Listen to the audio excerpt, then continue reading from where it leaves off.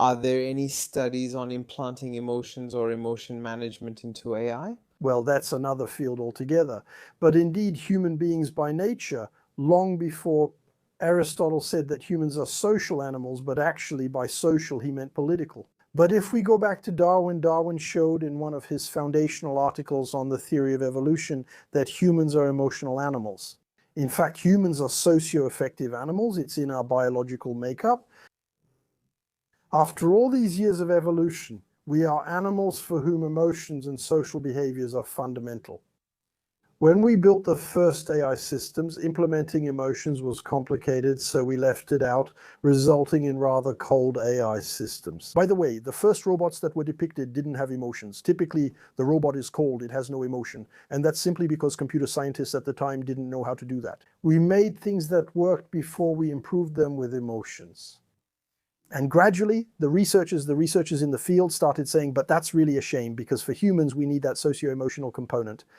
And at the end of the 1990s, there was a researcher, Rosalind Picard, who wrote a book that she titled Affective Computing. So affective computing. And she said it would be really good if we could develop mechanisms to perceive people's emotions, to reason while taking those emotions into account, and to also express emotional behaviors in return. So the chatbot, if you say, I'm sad because I lost my grandmother this morning, don't respond by asking, what's your social security number? You have to say, I'm really sorry for you. This loop considers emotions and can express them even if they're not real. It's still only a simulation. When the machine says it's sorry, it isn't actually feeling sorry. It just generates texts that seem empathetic to us. And so it's this empathy that we receive that is pleasant for us and allows us to interact well with the system. Since the late 1990s and early 2000s, researchers in affective computing have tried to develop a whole range of tools to create systems that increasingly take this socio-affective dimension into account. And so today, we are starting to have chatbots that are able to express themselves verbally, but also non-verbally, with a physical representation of emotions that resemble those of a human being. So here the idea is not so much to allow a machine to feel emotions, but to make sure that the machine mirrors our emotions.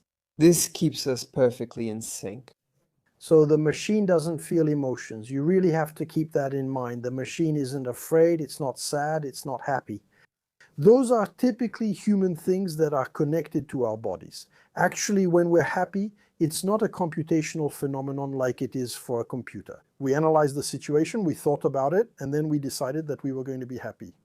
And then we laugh, it actually happens the other way around. The situation occurs, our whole body is shaken, we react with our body, and then we say we're happy. That comes afterwards. So obviously with a machine, you can't do that. It lacks a body, so it doesn't react, just processes inputs, calculates, then outputs, okay, joy, let's express joy. It works because we're ready to accept this illusion of emotion and are willing to embrace the expression by saying it's as if the machine were joyful, empathetic, sad, or afraid. And we're going to receive that and react to it with all our personality, all our social and emotional behaviors. So the machine doesn't feel emotion, but it's capable of simulating them very well, simulating social and emotional behaviors very, very well. And that can be used in all sorts of applications in particular. It was widely used in the early 2000s for social coaching to help people who had difficulties with social interactions. Practicing on a machine is much easier than with people. It's like using a punching bag. If you want to box, it's simpler to train with something that moves instead of chasing someone around the ring. We practice in front of a machine, so we start to better understand how to act. And autistic people have been a group particularly interested in this kind of approach, and it then allows them to develop social behaviors to be a little more comfortable. Back in the 2010s, we did some work with colleagues on job interviews. We have kids full of potential and ideas, but at job interviews, they look at their socks and twist their fingers. And it's a disaster. And we showed them that by practicing with the machine, they managed to open up in just 2 or 3 training sessions. That was enough. And after that, when facing a real person, they didn't have any more problems. They succeeded.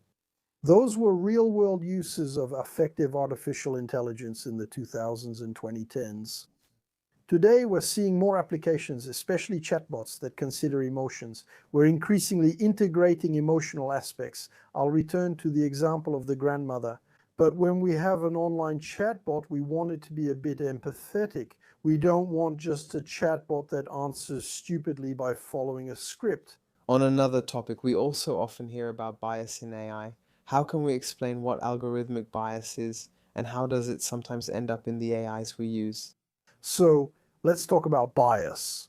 When AI makes a distinction in the way it processes its inputs, and this distinction can have several sources. I gave a very concrete example. I'm creating an artificial intelligence system that has to select resumes for a given job. I give it a job like computer programmer, and my artificial intelligence systematically rejects a large majority of female applicants and prefers male candidates.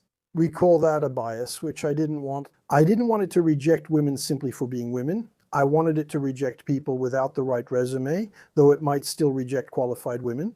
So here it has a bias, clearly, meaning it doesn't process the data with the objectivity I was hoping it would after this bias. It can have different sources. Algorithmic bias can come from the way the system was programmed.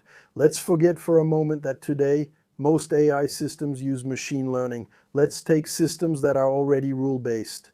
When we write rules, we introduce biases that are basically the way we perceive the world. An example I like to give is the trolley dilemma, which is a thought experiment. It only applies when you must choose between saving one person while possibly sacrificing four, or not saving anyone. And if we try to solve this problem, we're going to write a rule in the program. So we're going to make a decision, either run over the person or save them, and maybe sacrifice four others. And this decision, by doing that, we've already introduced bias into our programming. The fact that today, which wasn't the case 30 years ago, but today, 80% of programmers are men, means there are gender biases. Because there's inevitably a way of programming that takes into account how boys think, and sometimes maybe forgets how girls would have thought in the same situation. That's a well-known bias. Most programmers are white, so racial bias exists. There are biases in programming and in the data. So, if I go back to my example of the system that selects resumes for a programmer, this system, for example, I will have trained it on a data set. So I ran my system. I fed a lot of resumes into my system to teach it how to detect good resumes and bad resumes. And it turns out that in my data set, I took the employees from the company. And as a result, there were more men than women. Statistically, we were still more likely to hire a male computer scientist. So the machine learned that the male indicator could actually be a good sign of a programmer. So because it was trained poorly on the data, it introduced a bias that in fact was already present in the data I provided, but I didn't realize it. So there are plenty of examples going around on the internet. There are a lot of languages that have neutral genders, whereas in French there are very few neutral forms. It's usually the masculine that plays the role of neutral, but there are languages that have a neutral gender. And when you give it a sentence like he or she is watching television, it will say he is watching television. And when you say he or she takes care of the children, it will say she takes care of them.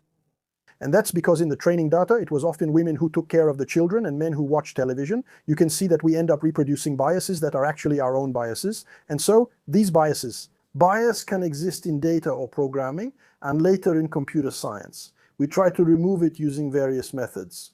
We can change our programming, work on the data, or adjust the output to remove bias. After that, various programming techniques can be used. It's true, I find this very important to understand, since I also took the test with ChatGPT. Sometimes I asked identical questions, but I asked my question in different languages. That is, I asked a question, but I phrased it in English, in French, and so on.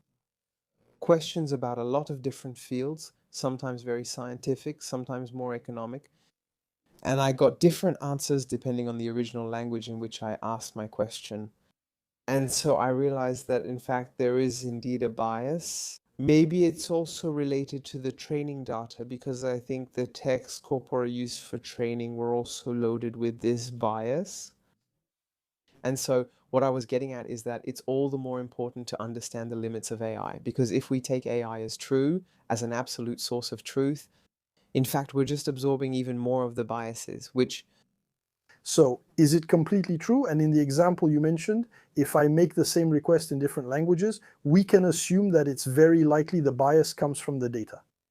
But in ChatGPT, there's a bias we're not aware of, which is what we call context. The pre-prompt that's not provided, which OpenAI keeps secret, is that the hundreds of pages, it's tens of thousands of words that are provided before the request that we make to get the answer and the proper behavior from ChatGPT. But there is, in all conversational agents, DeepSeek, which has made headlines recently. When asked about 1989 Tiananmen Square, he answers, "Let's discuss something else." It's clear that in this context, people chose not to discuss sensitive topics. This is a cultural bias, not a data bias, but one programmed manually. Deliberately, as in the case I mentioned, but there are other biases too. People say ChatGPT is often obsequious, agreeing with you even when you're wrong. That's because in this context, it was instructed to act that way. So we've biased the AI's behavior so that it matches what an American who designed the system thinks people will expect. All right, so there are still some pretty significant issues which are more political in nature. To the type of conversational AI we use to get answers to all the questions we have exactly. That's a big problem. That's the title of one of the books I wrote with Laurent Bibart. Artificial intelligence isn't mainly a technological issue as many think. It's primarily a matter of political philosophy. It's here we have this technology, it's advancing, it's doing all sorts of wonderful things, but it's still a tool, and what do we want to do with this tool? So at some point we need to take hold of it politically, and we can clearly see that depending on the continent, depending on the culture, we don't approach it in the same way. In Europe, we set rules because we say we need to be careful about what it will do. In the United States, they let things happen and say we'll see afterwards. In China, they say they entrust it to the state. It's the state that will decide. Depending on the culture, we decide to approach the use of AI in very different ways, and that's highly political. It's not technological at all. All right, so to get back a little bit to the technical side regarding neural networks, how do they work? Well, I'm not sure if we can go into it a little bit. Explaining a neural network is actually quite easy.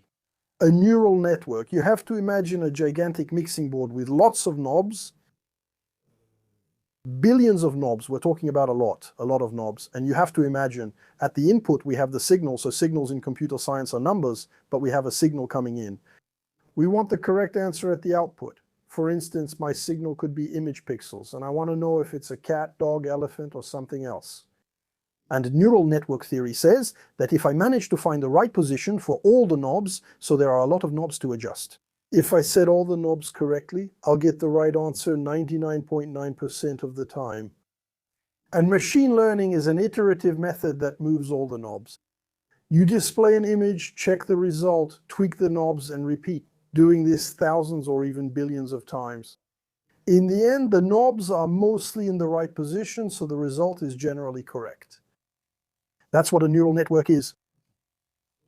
So training the neural network is adjusting each setting of each knob. Exactly. The knobs are what we call weights. An artificial neuron, if we get a bit technical, an artificial neuron is a weighted sum. You have your input, you multiply each input value by a weight, you add them up, and you might pass that through a function. You check if the result is above or below a value called a bias. Here, bias is used, but it means something different.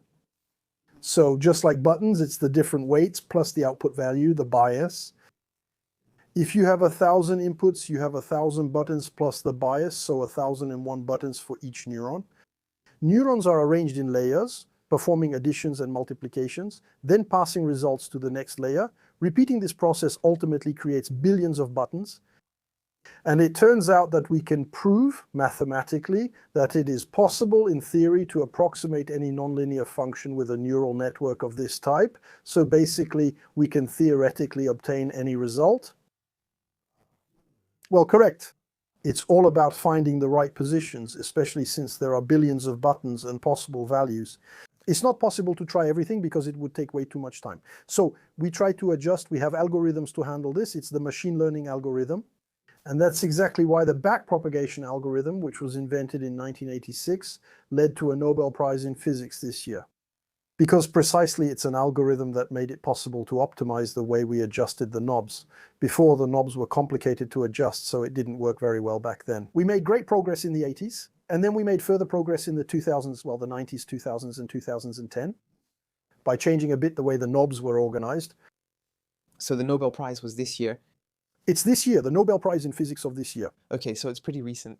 Yes, but it's work that dates back, well, as is often the case, the Nobel Prizes are for work that dates back 30 years, in this case, 30 years ago. Are there any fields in artificial intelligence research that seem promising to you in the coming years? Predicting the future is tough. As a researcher, I don't have a crystal ball, but that's true. I've always been wrong with predictions. I even said DVDs wouldn't work, but they did. So don't put much faith in my predictions. We'll do the opposite of your prediction. There you go, we'll do the opposite of my prediction. No, but more seriously, there are topics today that are very hot in AI, which are difficult. We know we need progress there in the next 10 to 15 years. There's explainable and customizable AI today. Machine learning-based AI works very well, but it's hard to explain and hard to customize. Because it was trained on huge amounts of data, ChatGPT sounds like the average person.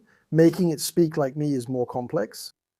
And then when you get a result from an AI, if you ask it, why did you answer that? Well, in the case of ChatGPT, it'll just make something up because it doesn't know how to do anything else. Even other systems like image recognition, if you ask, why did you say that was a cat?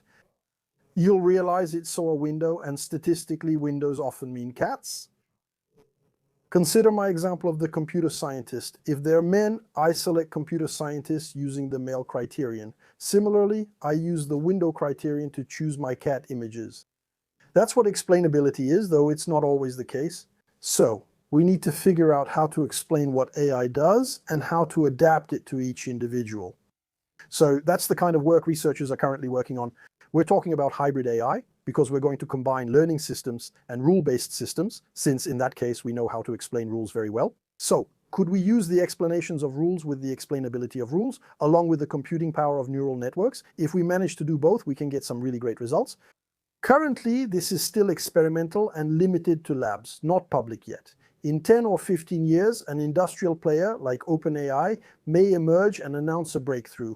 Often these aren't established companies. I don't know if you've noticed. In the history of computing, it's rarely those who are in the spotlight who come out with the big success. It's often people we didn't expect who say, actually, I had a brilliant idea, it works. Are there exceptions to what I just said? But it's true that we can imagine a company we don't know yet in 15 years saying, I managed to create a system that allows for explainable AI.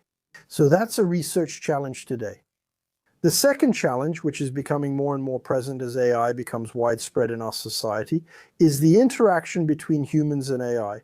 That means we need to move away, as researchers have known for a long time, from this separation between technology on one side, which is designed by engineers to solve a problem without human involvement, and humans on the other side, who tries to use the technology in a way that makes it work. We see this with autonomous vehicles which have struggled. People wanted cars to drive themselves instead of humans.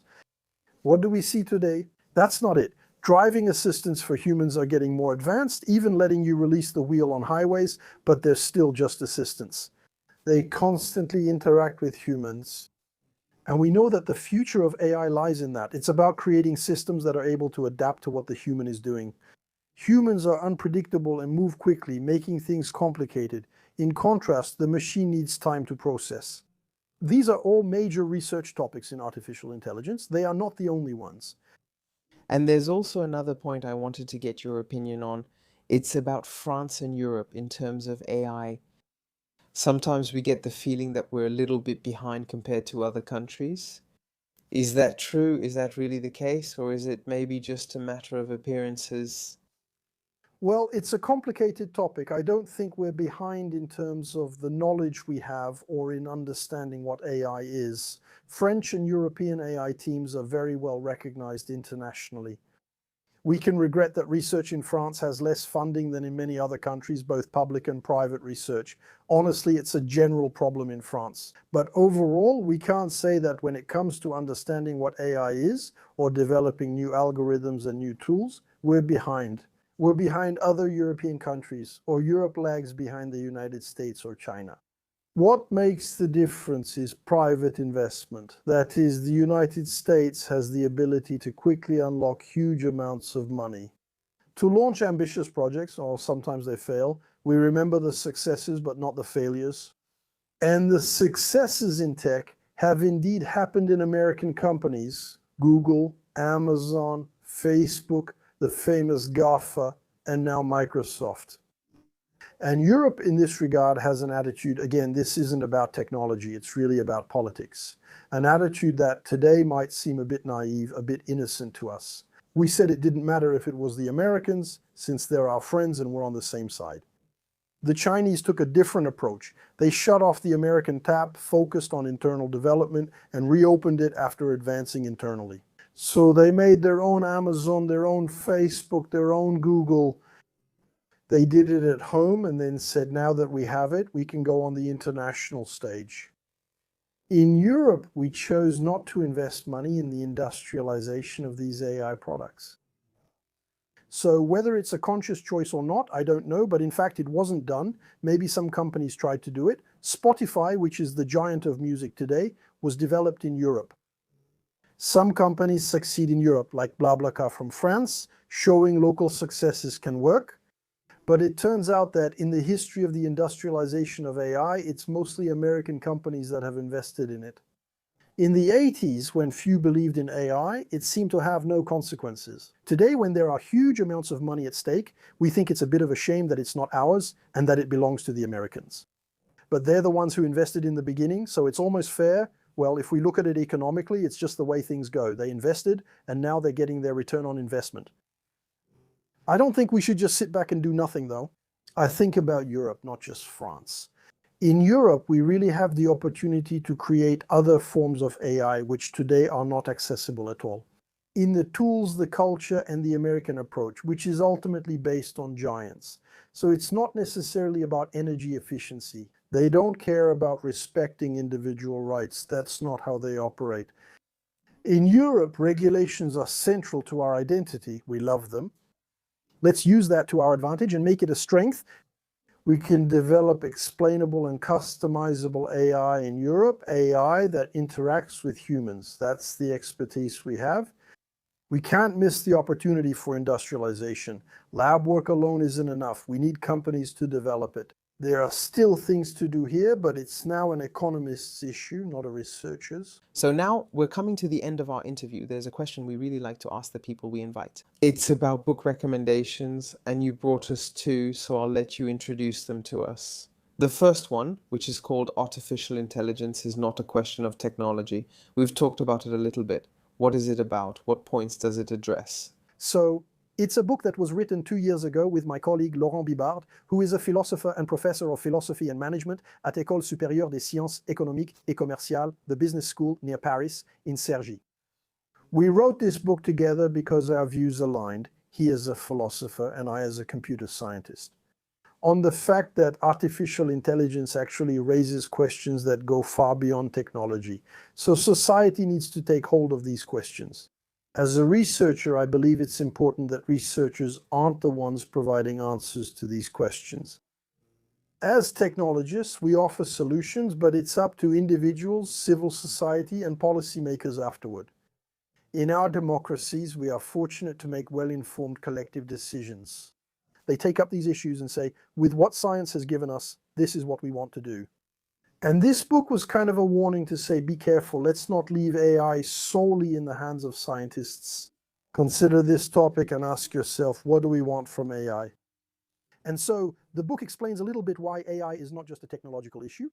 Okay, we'll include it in the description. There's also Understanding Artificial Intelligence with a more playful cover. What theme does that one cover? That book explains what it is and how it works. We didn't cover the technical side much today, but we discussed it briefly. About the mixing board neural networks, this book talks about how artificial intelligence works.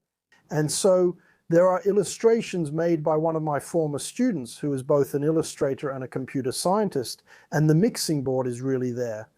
We explain neural networks and artificial intelligence using illustrations. So those are two books that I wrote, but after that, there are plenty of other interesting books. In the field of artificial intelligence, we're lucky to be in a field that's really booming today. And there are comic books that have been made which do a really great job of popularizing what artificial intelligence is. This one is for high school and older, that one is for adults. So the younger children need something more accessible. I recommend illustrated books instead. They do a great job explaining artificial intelligence. I didn't prepare, so I don't have the titles. Well, if you find them, we'll add them too. We can add them in the channel below. Yes, in any case, we're coming to the end of our interview. Thank you very much, Nicholas, for this very interesting conversation.